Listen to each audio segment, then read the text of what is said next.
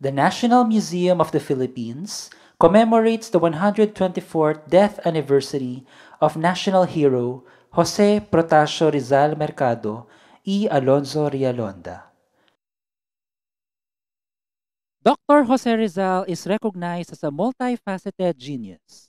In his lifetime, he excelled in many different fields of expertise.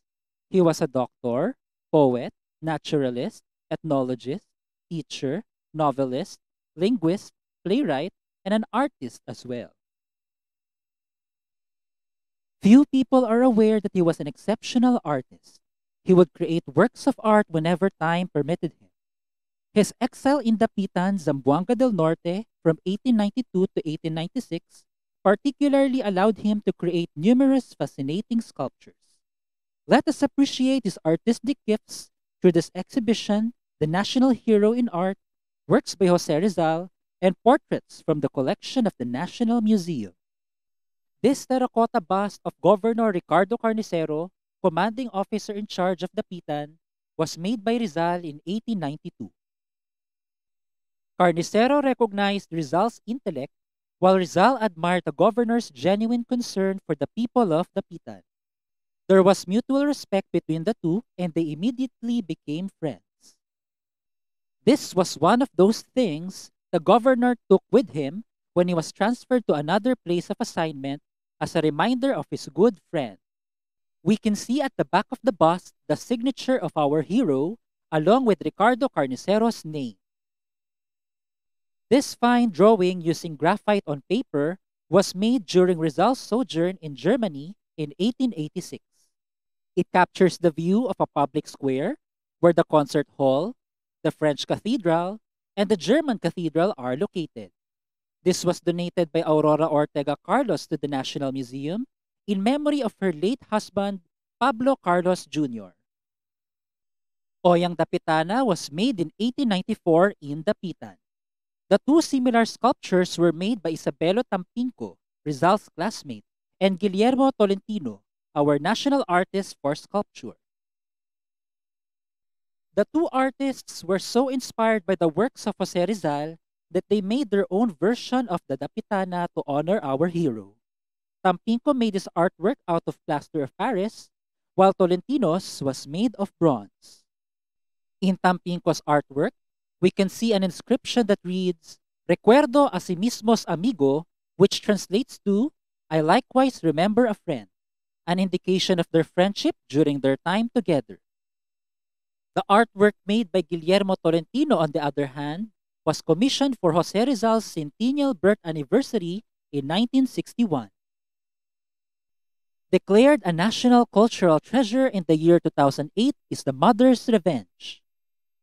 This terracotta clay sculpture depicts a dog attacking a crocodile that is eating a puppy with an inscription at the lower part, Dapitan 1894.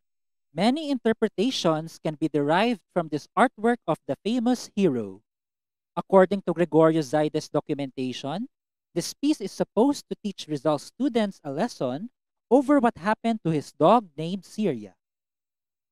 The story goes that his students attempted to go to the Dapitan town proper without his permission. The puppy of Syria followed them. Unfortunately, a crocodile ambushed the pup, and Syria's motherly instinct attacked the crocodile. Because of the incident, Syria's pup did not survive. Other scholars say that the sculpture was Rizal's way of showing the oppression of the Spaniards against the Filipinos and the heroic deeds of Filipino patriots to free the nation from the colonial yoke. Another artwork of Rizal is the San Pablo el Ermitaño, a depiction of Saint Paul the Hermit. This is made of plaster of Paris. This 1893 terracotta work depicting Saint Paul the Hermit, or Paul of Thebes, known in Catholic history as the first Christian hermit, was dedicated to his Jesuit mentor, Father Pablo Pastels, S.J. Also featured in this exhibition are works of art by significant Filipino artists, where Jose Rizal was the subject. One such painting is this colorful artwork made by Leonardo Cruz in 1984 called Noli Metangere. It depicts Rizal along with his various characters of his first novel, the Noli Metangere. Images of Maria Clara, Crisostomo Ibarra, Sisa, and others can be easily recognized in the painting. This novel of Rizal inspired the Filipino nation to fight for their freedom during the Spanish period. These are few known portraits of Dr. Rizal made by the first national artist for visual arts, Fernando Amorsolo, and arguably one of the best ever paintings of the hero by any artist. In this portrait, we can see the seated figure of Dr. Rizal holding an unidentifiable open book with a sculpture of the triumph of science over death to his right. To his left is a portrait of his sister Saturnina made by him. One of the interesting images of Rizal here in the gallery was made by the Cebuano painter Martino Abellana in 1960. Rizal is shown using a wooden pen with a metal nib. What seems to be a glass bottle of ink stands at the foot of a bookrest containing his novel Noli Metangere. A saber hanging in juxtaposition on the wall, possibly reflecting his long-held belief that the pen is majestically more powerful than the sword. Rizal's books displayed on his desk include the works of William Shakespeare, Webster's Dictionary, and Vanity Fair, which one may assume to be the novel authored in 1847 by British writer William Makepeace Thackeray. And finally, sculptures of a skulled figure embracing a woman and a woman with her feet planted atop a skull may be a reference to the hero's own creations. Among the highly valued works of prominent Filipino artists are Bust of Dr. Jose Rizal, made of wood by Graciano Nepomuceno. These rounded relief portrait, small portrait, and miniature portrait of Dr. Jose Rizal was made by Isabelo Tampinco, dated circa 1910, and on loan from the collection of Ernesto and Araceli Salas. The two oil paintings, Portraits of Dr. Jose Rizal by Felix Gonzalez and Tomas Bernardo, are also featured in the exhibition. Zosimo de Maano's famous black and white portrait of Dr. Jose Rizal was made in 1911 using graphite on paper.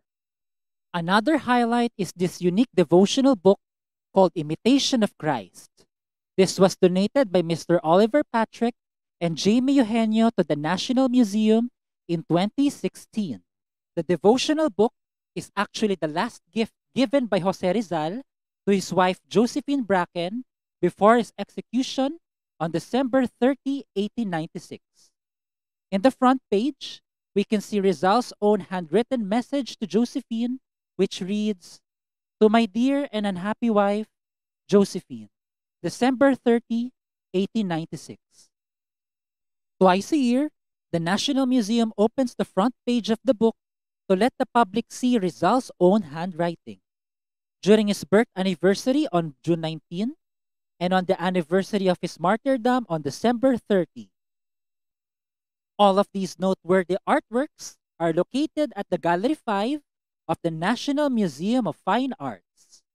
We hope to see you here soon. For now, just enjoy watching our videos and stay safe.